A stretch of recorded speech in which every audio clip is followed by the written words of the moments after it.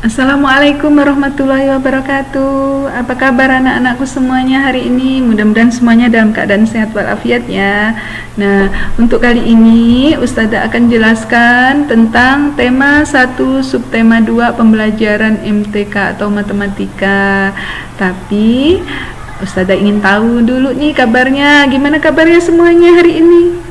Alhamdulillah kalau semuanya dalam keadaan sehat walafiat tanpa kurang suatu apapun. Dan gimana, masih semangat? Alhamdulillah kalau masih semangat ya nak ya. Ustazah juga jadi semangat. Nah, untuk di subtema 2 ini pembelajaran MTK, Ustazah akan jelaskan tentang membandingkan bilangan menggunakan simbol. Nah, siapa yang udah tahu nih? Alhamdulillah ya, pada udah tahu kan. Waktu kelas 1 ada ya kita belajar ini sedikit ya. Nah, untuk sekarang ini Ustazah akan jelaskan lebih banyak lagi atau lebih mendalam lagi ya. Tapi untuk kali ini Ustazah akan jelaskan dengan contoh-contoh yang sedikit ya. Nanti kalau insya Allah setelah udah semuanya kembali normal, kita belajar bersama-sama akan lebih jelasnya lagi ya. Nah, untuk sebelum Ustazah melanjutkan semuanya yaitu atau pelajaran hari ini, seperti biasa Ustazah akan bacakan dulu yaitu tentang firman Allah yang artinya, dan sesungguhnya kami telah menerangkan berulang-ulang kepada manusia di dalam Al-Quran ini dengan berbagai-bagai contoh perbandingan yang mendatangkan iktibar. Dalam pada itu, kebanyakan manusia tidak mau menerima selain dari kekufuran. Quran surah Al-Isra 17 dan 89. Nah, maksudnya di sini berbagai-bagai contoh perbandingan yang mendatangkan iktibar. Maksudnya Allah sudah berikan contoh atau solusi atau cara pemecahan setiap masalah ya. Contohnya dengan hukum hak waris, itu kan ada perbandingannya. Kalau laki-laki dapatnya seperti ini ya, kalau perempuan seperti ini ya, atau seorang ibu atau ayah seperti ini ya, kan gitu. Semuanya sebenarnya udah ditulis ya secara jelas di dalam Al-Qur'an ya nak ya. Tapi banyak manusia yang masih mengabaikan. Nah, itu ya. Tapi untuk selanjutnya Ustazah tidak akan bicarakan tentang ini ya, tapi tentang perbandingan dalam hal MTK. Nah, membandingkan bilangan menggunakan simbol, yaitu membandingkan bilangan dilakukan dengan memperhatikan angka penyusunnya ya. Jadi angka-angka yang akan kita bandingkan itu kita perhatikan ya, diperhatikan secara teliti, jangan sampai salah. Jangan pula kita salah yang mana yang lebih besar, mana yang lebih kecil ya nak ya. Jadi perbandingan dua bilangan dapat ditulis menggunakan simbol berikut. Misalnya lebih kecil dari atau kurang dari ditulis dengan kurva yang membelakangi. Ini seperti ini ya, kurva yang membelakanginya. Nah, kemudian kalau lebih besar dari atau lebih dari ditulis dengan kurva yang menghadap kepadanya, yaitu kepada angka yang lebih besar. Nah, mengerti nak? Mudah-mudahan mengerti ya. Terus kemudian untuk jelasnya Ustazah kasih contoh ya. Dikasih contoh dulu.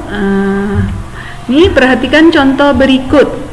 Di sini Ustazah tuliskan kalau bisa lihat buku paketnya ya, ada di dalam buku paket. Untuk contoh yang satu ini 356 dengan 365. Kalau 356 sama dengan angka ratusannya 300, kemudian puluhannya 50, satuannya 6. Sementara 365 yang kedua yaitu angka ratusannya 300 ditambah angka puluhannya 60 dan satuannya 5. Nah, keterangannya angka ratusannya sama, yaitu 300, sama-sama 300 ya nak ya. Kemudian angka puluhannya yang berbeda, yaitu 50 dan 60. Nah kan, maka 50 dan 60 berarti 50 kurang dari 60. Jadi yang lebih banyak itu 60. 50-nya kurang ya. Jadi angka yang pertama itu di angka puluhannya lebih kecil dari 60 yang angka puluhan kedua ya. Nah, nilai bilangan 356 berarti lebih kecil dari 365 ya. Jangan terbalik, ini kan 56, yang satunya 65 ya, seperti itu.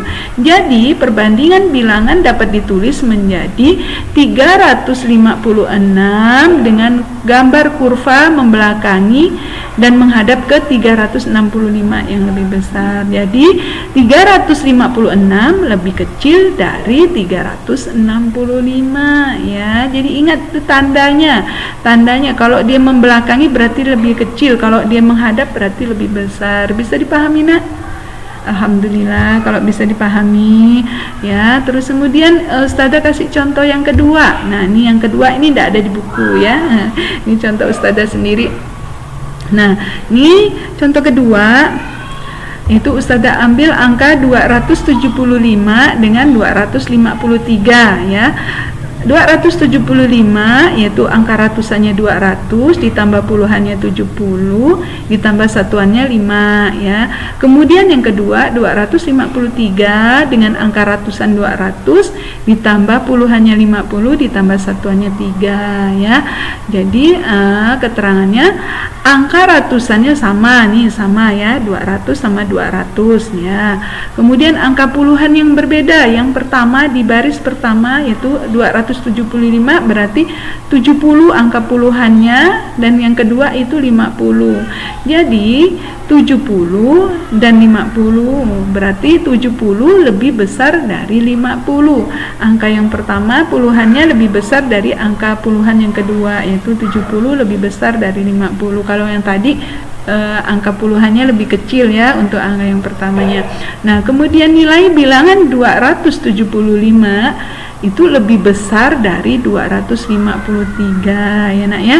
Jadi perbandingan bilangan dapat ditulis menjadi seperti ini. 275 dengan tanda kurva menghadap kepadanya dan membelakangi angka 253 yang lebih kecil. Bisa mengerti, Nak?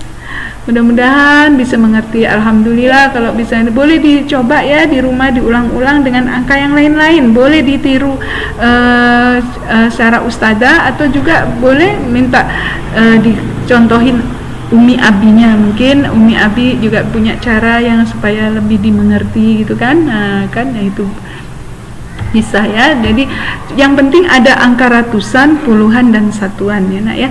Bisa juga yang angka satuannya yang dihitungnya ya, atau angka ratusannya atau apa ya, itu bisa.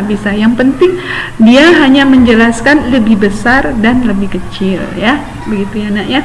Mudah-mudahan bermanfaat. Mohon maaf jika penjelasan Ustazah ini masih kurang maksimal karena kita tidak bisa menjelaskan secara langsung. Mudah-mudahan situasi dan kondisinya cepat berlalu, kita bisa small group lagi, atau mungkin bisa sekolah lagi ya, Nak ya, bisa jelaskan lebih jelas lagi ya kayak biasanya. Mudah-mudahan anak-anak terus semangat, jangan lupa berdoa, jaga sholatnya ya, dengan amal yaumi yang lainnya, bantu Umi Abinya kalau di rumah ya.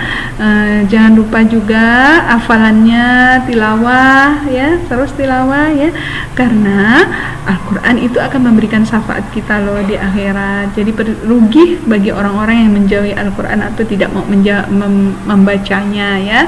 Nah, jangan lupa memakai masker setiap kali keluar rumah ya, terus cuci tangan sesering mungkin ya, setiap kali akan aktivitas atau setelah aktivitas ya, baik di dalam rumah maupun di luar rumah ya, Nak ya.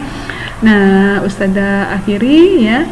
Mudah-mudahan besok kita bisa bertemu lagi di lain waktu, di lain kesempatan, dalam situasi yang lebih menyenangkan dan langsung. Amin ya rabbal alamin. Ustazah ucapkan wassalamualaikum warahmatullahi wabarakatuh.